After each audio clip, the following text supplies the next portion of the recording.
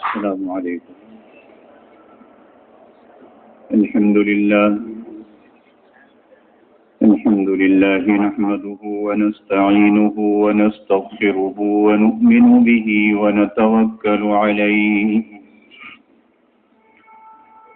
ونعوذ بالله من شرور أنفسنا ومن سيئات أعمالنا من يهده الله فلا مضل له ومن يضلله فلا هادي له ونشهد أن لا إله إلا الله وحده لا شريك له ونشهد أن سيدنا ونبينا ومولانا محمدا عبده ورسوله صلى الله تعالى عليه وعلى آله وأصحابه وسلم تسليما كثيرا كثيرا. أما بعد فأعوذ بالله من الشيطان الرجيم. بسم الله الرحمن الرحيم. إن أول بيت وضع للناس للذي ببكة مباركا وهدى للعالمين فيه آيات بينات مقام إبراهيم ومن دخله كان آمنا ولله على الناس حج البيت من استطاع إليه سبيلا ومن كفر فإن الله غني عن العالمين. صدق اللہ العظیم. بزرگان محترم اور برادران عزیز،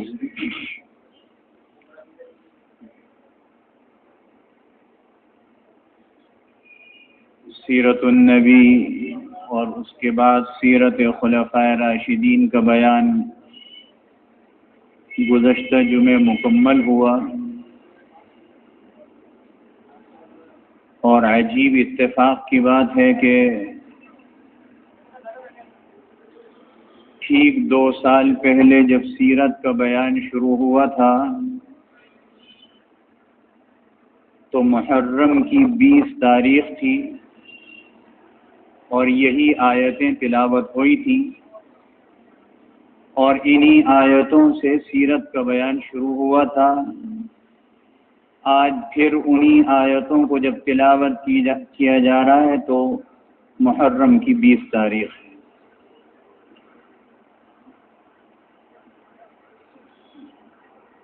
دراصل بات یہ ہو رہی تھی کہ اللہ رب العزت نے اس سے پہلی آیت میں کل الطعام کان حلا لبنی اسرائیل الا ما حرم اسرائیل على نفسه من قبل ان تنزل التوراة. یہود کی ایک جماعت حضور اقدس صلی اللہ علیہ وسلم کی خدمت میں حاضر ہوئی اور 3 سوال رکھے.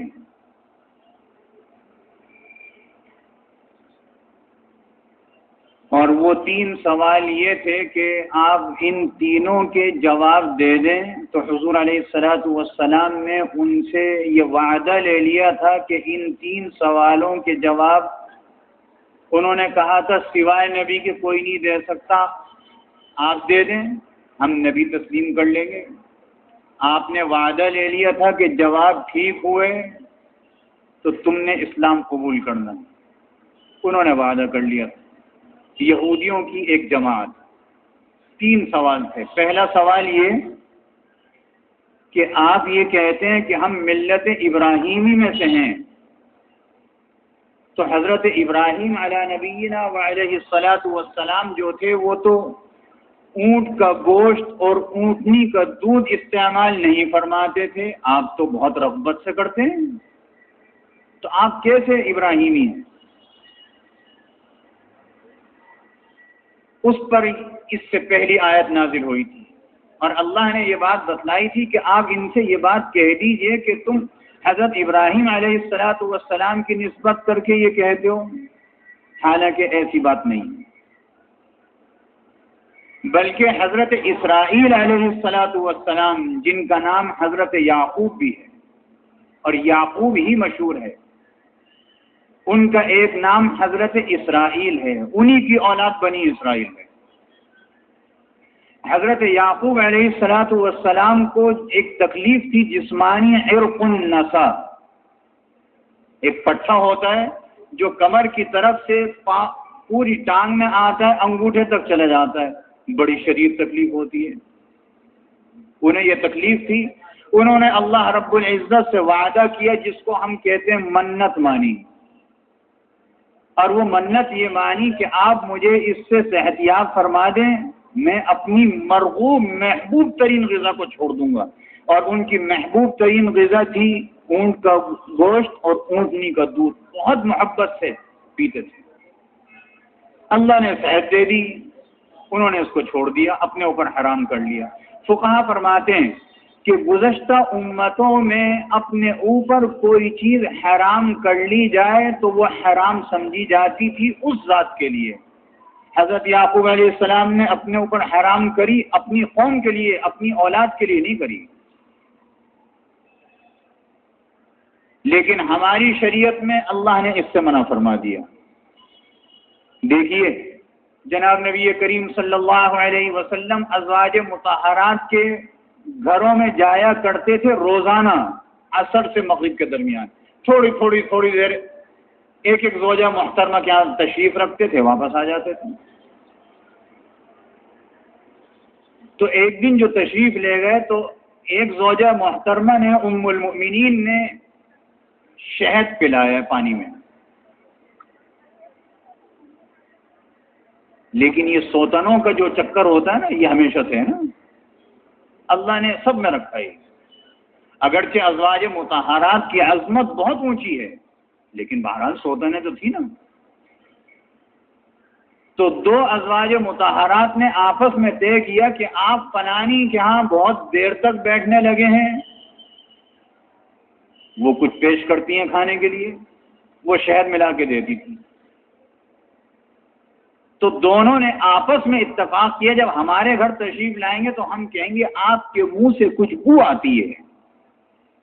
ایک نے کہا، دوسرے نے کہا، حضور علیہ السلام نے قسم اٹھا لی آج کے بعد شہد نہیں استعمال کروں گا۔ اللہ نے فوراً سورۃ تحریم نازل فرمائی، یا ایھا النبی، اے نبی صلی اللہ علیہ وسلم، لم تحرم ما احل اللہ لک، آپ اس چیز کو کیوں حرام کرتے ہیں جو اللہ نے حلال کی ہے؟ نبی کو سنا کر پوری امت کو سنا دیا کہ حلال کی ہوئی چیز اپنے اوپر حرام نہیں کر سکتے۔ پہلی امتوں میں جائز تھا، ہمارے یہاں جائز نہیں ہے۔ اگر قسم اٹھا لی تو قسم توڑنی پڑے گی، اس کا کفارہ دینا پڑے گا، لیکن حلال چیز حلال ہے۔ ہاں، اگر کسی چیز پر طبیعت رغبت نہیں کرتی، نہ استعمال کریں تو وہ حرام تھوڑی کر رہا ہے، اپنے اوپر طبیعت نہیں چاہ رہی۔ تو حضرت یعقوب علیہ السلام نے اپنے اوپر حرام کر لیا تھا۔ حضور علیہ السلام نے فرمایا اس آیت کے نازل ہونے کے بعد تم غلط کہتے ہو کہ حضرت ابراہیم علیہ السلام نے ایسا کیا تھا، بلکہ یہ تو حضرت یعقوب علیہ السلام نے کیا تھا۔ تم کہتے ہو توریت میں موجود ہے، حضرت یعقوب علیہ السلام تو 1000 سال پہلے توریت کے نزول سے دنیا میں مبعوث ہوئے تھے، تمہاری دونوں باتیں غلط ہیں۔ انہوں نے کہا جی ٹھیک ہے، سوال کا جواب درست۔ دوسرا سوال، ماں کے پیٹ میں جنس کی تبدیلی کیسے ہوتی ہے؟ لڑکا یا لڑکی یہ کیسے بنتے ہیں؟ حدیث شریف میں آتا ہے، حضور علیہ السلام نے جواب دیا کہ آدمی کا، مرد کا جو مادہ ہے وہ جب رنگت میں، مقدار میں عورت کے مادے پر غالب آ جائے تو لڑکا پیدا ہوتا ہے، اس کا برعکس ہو جائے تو لڑکی پیدا ہوتی ہے۔ انہوں نے کہا جی یہ جواب بھی درست ہے۔ تیسرا سوال، اچھا یہ بتائیے کہ آپ کے پاس جو وحی لے کر کے آتے ہیں اللہ کے فرشتے، یہ کون ہیں؟ یہ آپ کے دوست کون ہیں؟ حضور اقدس صلی اللہ علیہ وسلم نے جواب دیا کہ یہ حضرت جبریل امین لے کر کے آتے ہیں۔ انہوں نے کہا جواب تو درست ہے لیکن ہم جبریل امین کو نہیں مانتے، ہمارے نبیوں کے پاس بھی یہی آتے تھے لیکن ہم ان کو نہیں مانتے، اور اس کے نہ ماننے کی وجہ یہ ہے کہ انہوں نے ہمیں اور ہمارے بڑوں کو بڑی تکلیف پہنچائی ہے، کیسی کیسی بستیاں انہوں نے تباہ کر دی، اللہ نے ان کو بھیجا، انہوں نے اپنے پروں پر اٹھایا، اوپر سے پٹک دیا، سب ہلاک ہو گئے، اس کو کہتے ہو تم لوگ عذاب، ہم ان کو کیسے مان لیں؟ اسلام قبول نہیں کیا، وعدے سے مکر گئے۔ دوسرا اعتراض یہ تھا، یہ 3 سوال تھے اور ایک دوسرا اعتراض تھا، وہ اعتراض یہ تھا کہ تم یہ کہتے ہو کہ ہم ملت ابراہیمی میں سے ہیں، تو یہ کیا بات ہے کہ تم نے اپنا قبلہ بیت المقدس سے بیت اللہ کو بنا لیا؟ حضور اقدس صلی اللہ علیہ وسلم مکے کی 13 سالہ نبوت کی زندگی میں اتفاق کی بات ہے کہ آج کل درس قرآن میں بھی یہی آیتیں چل رہی ہیں دوسرے سپارے کی قبلے کے متعلق۔ حضور علیہ الصلوۃ والسلام نے 13 سال تک مکہ مکرمہ میں بیت اللہ کی طرف رخ کر کے نماز پڑھی، لیکن آپ کی نماز پڑھنے کا جو جہت تھی وہ رکن یمانی سے حجر اسود کے درمیان۔ مفسرین فرماتے ہیں اسی سمت میں بیت المقدس بھی ہے، لیکن اصل حکم بیت اللہ کا تھا۔ آپ عموماً وہاں نماز پڑھا کرتے تھے۔ مدینہ طیبہ ہجرت فرما کے تشریف لے گئے، اللہ نے حکم دیا کہ اب بیت المقدس قبلہ ہوگا۔ مسجد قباء کی بنیاد رکھی تو وہاں جو نمازیں ہو رہی ہیں بیت المقدس کی طرف رخ کر کے، یہ جو محراب ہے، مثال کے طور پر سمجھا، یہ جو محراب ہے قبلے کی طرف بیت اللہ کی طرف، تو مسجد قباء کی محراب یا امام کے کھڑے ہونے کی جگہ اس کے بالمقابل بنائی گئی۔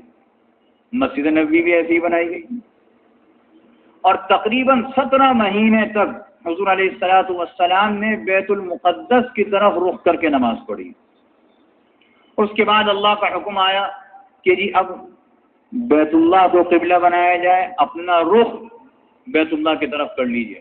اور یہ اللہ کا حکم اللہ نے یہ قرآن کی آیت جو قد نرى تقلب وجهك في السماء سورہ بقرہ میں ہے، وہ ایسے وقت میں نازل فرمائی کہ جب حضور اقدس صلی اللہ علیہ وسلم ظہر کی نماز کی امامت فرما رہے تھے۔ بنو سالم کے محلے میں ایک جگہ تشریف لے گئے تھے، ظہر کا وقت ہوا، ایک مکان میں امامت ہوئی، 2 رکعت جو ہوئیں بیت المقدس کی طرف ہوئیں، اللہ نے آیت نازل فرما دی، نماز کی حالت میں رخ تبدیل کر لیا۔ صحابہ کرام فرماتے ہیں جو آپ کے پیچھے تھے ہمیں معلوم ہی نہیں ہوا کس طریقے سے رخ تبدیل ہوا، ہمارا بھی رخ تبدیل ہوا، 2 رکعت بیت اللہ کی طرف رخ کر کے پڑھی۔ اس جگہ آج مسجد بنی ہوئی ہے مدینہ طیبہ میں، مسجد قبلتین، 2 قبلوں والی مسجد، بڑی شاندار ہو گئی نا۔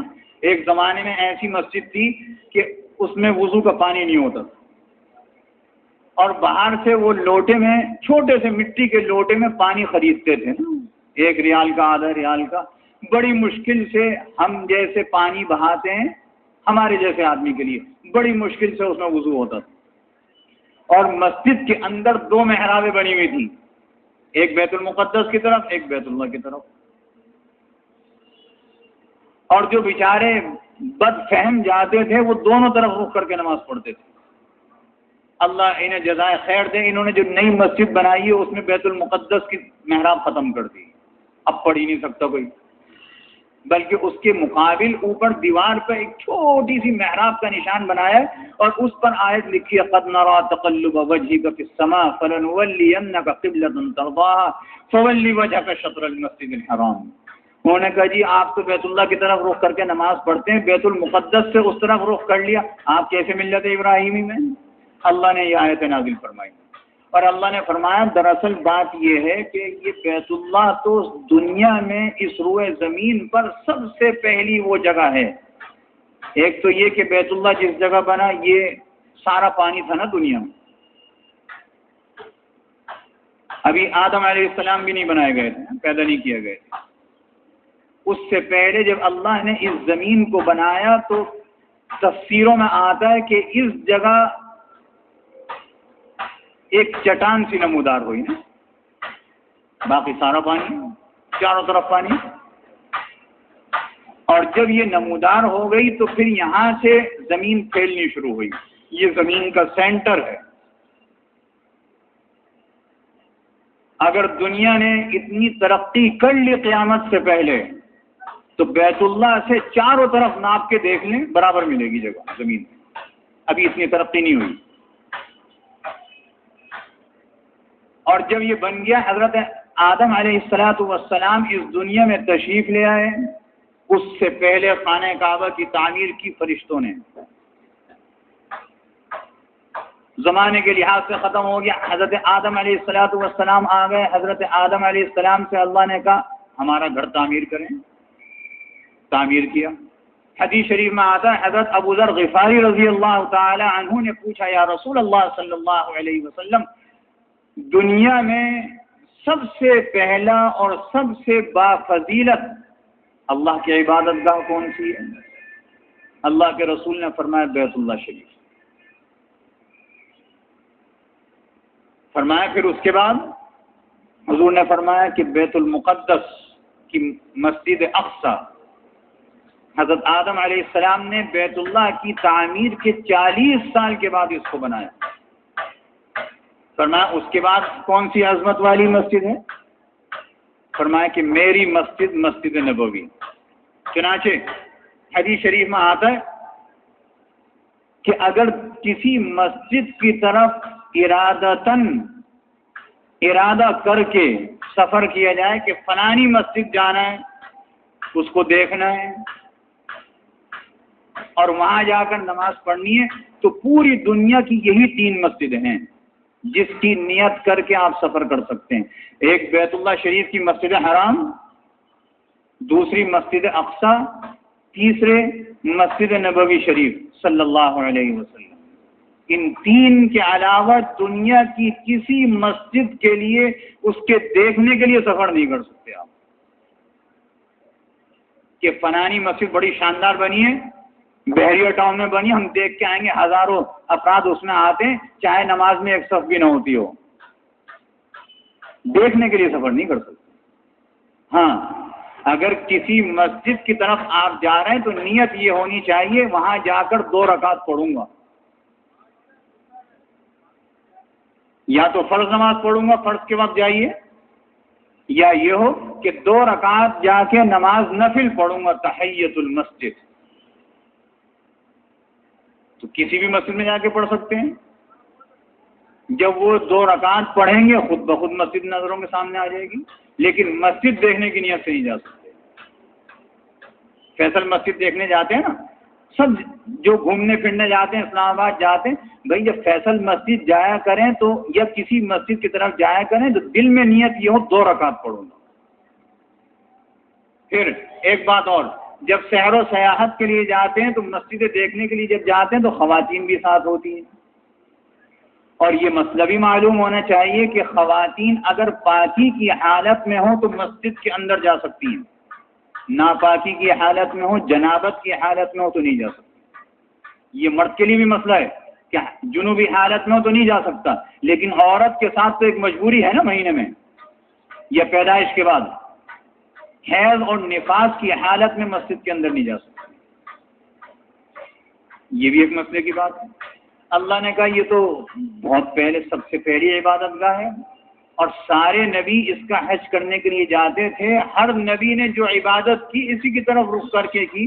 تم کیسے کہتے ہو کہ ہم نے جو ہے بیت المقدس کو چھوڑ کر بیت اللہ کو جو قبلہ بنایا تو ہم ملت ابراہیمی میں نہیں ہیں؟ حضرت ابراہیم علیہ السلام اسی کی طرف رخ کر کے نماز پڑھتے تھے۔ دوسری بات، جب حضور علیہ السلام نے بیت المقدس سے بیت اللہ کو قبلہ بنایا، اب ہمارے روزمرہ کی زبانوں پر لکھنے میں، زبان پر کیا ہے؟ قبلہ اول بیت المقدس۔ یہ قبلہ اول نہیں ہے۔ قبلہ اول کیا؟ وہ تو قبلہ ثانی تھا، قبلہ اول تو بیت اللہ ہی تھا نا۔ اللہ کے رسول ہجرت فرما کے تشریف لے گا تو اللہ نے حکم دیا بیت المقدس کی طرف رخ کرو، تو قبلہ اول کہاں ہوا؟ وہ تو قبلہ جو وہ تھا جس کی طرف رخ کر کے نماز پڑھتے تھے، دوسرا قبلہ یہ ہوا. اس کو قبلہ اول نہیں کہہ سکتے. یہ میں نہیں کہہ رہا کہ بھئی بیت المقدس کی عظمت نہیں ہے، اس کی عظمت تو اتنی ہے کہ اس کی طرف نیت کر کے سفر کر کے جا سکتے ہیں اس کو دیکھنے کے لیے. کتنی عظمت ہے. حضور علیہ الصلوۃ والسلام نے ارشاد فرمایا بیت اللہ میں نماز پڑھو، ایک نماز کا ثواب کم سے کم، ہم جو جماعت کے ساتھ نماز پڑھ رہے ہیں ایک نماز کا ثواب کم سے کم 10 نمازوں کے برابر. جامع مسجد میں نماز پڑھنا ہے 70 نمازوں کے برابر. بیت اللہ میں نماز پڑھنا ہے کم سے کم درجہ 1,00,000 نمازوں کے برابر. اس سے زیادہ کتنا ہو اللہ کے اختیار میں، جتنا چاہے دے دے. یہ انسان کے دل کا اخلاص اور اللہ رب العزت سے تعلق کی بات بڑھتا رہے گا. یہاں بھی بڑھ جائے گا، 10 کے 70 کے زیادہ ہو جائیں اللہ کو اختیار ہے. کم سے کم بتایا. اور مسجد نبوی میں نماز پڑھنے کا ثواب 50,000 کے برابر، اور مسجد اقصی میں نماز پڑھنے کا ثواب 500 نمازوں کے برابر. تو پہلا قبلہ بیت اللہ، دوسرا قبلہ بیت المقدس، پھر دوبارہ بیت اللہ کی طرف تیسرا قبلہ. اللہ نے کہا یہ تو پہلے سے تھا قبلہ، ابراہیم علیہ السلام کے زمانے سے تھا. اور اس کی ایک خاصیت یہ تھی کہ اللہ رب العزت نے اس کو جائے امن بنایا، امن کی جگہ بنایا. 2 قسم کا امن ہوتا ہے، ایک ظاہری امن، مسجد حرام میں مکہ مکرمہ کے اندر کوئی چلا جائے، کسی نے قتل کیا ہو، شریعت یہ کہتی ہے اس کی سزا نہ دو وہاں پر، وہ وہاں موجود ہے اس کو کچھ نہ کہو. یہ نہیں کہا بالکل چھوڑ دو، کہا اس کا پانی بند کرو، اس کا کھانا بند کرو، اس کو اتنا ستاؤ کہ وہاں سے باہر جائے، وہ حرم سے باہر جائے. جب باہر جائے تو اس کو پکڑ کے سزا دو. ظاہری امن اور باطینی امن، اندرونی امن بھی ہے. حدیث شریف میں آتا ہے حضور علیہ الصلوۃ والسلام نے ارشاد فرمایا کہ مکہ اور مدینے کے حرم کے اندر کوئی مر جائے تو میں اس کا وعدہ کرتا ہوں قیامت کے دن اس کی شفاعت کروں گا. کتنی بڑی بات ہے نا. ظاہری باطنی دونوں امن اللہ نے اس کے اندر رکھا ہے. باقی انشاءاللہ آئندہ جمعہ میں عرض کیا جائے گا.